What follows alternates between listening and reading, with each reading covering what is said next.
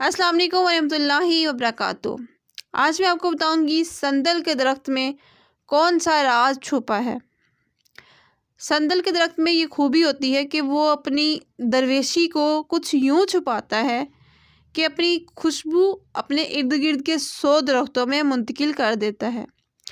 یہی وجہ ہے کہ اس کو پہچاننا بہت مشکل ہوتا ہے۔ سندل کے درخت کی یہی جو ادا ہوتی ہے اسے دوسرے درختوں سے ممتاز اور منفرد بناتی ہے۔ ناظرین، یہی ادا اللہ والوں کی ہوتی ہے کہ وہ اپنی خوشبو ارد گرد کے لوگوں میں منتقل کر دیتے ہیں اور پھر اس کو جتاتے نہیں ہیں، بلکہ اس سے کہتے ہیں کہ دیکھو یہ خوشبو تو تمہارے اپنے اندر سے ہی آ رہی ہے، اس کی حفاظت کرو۔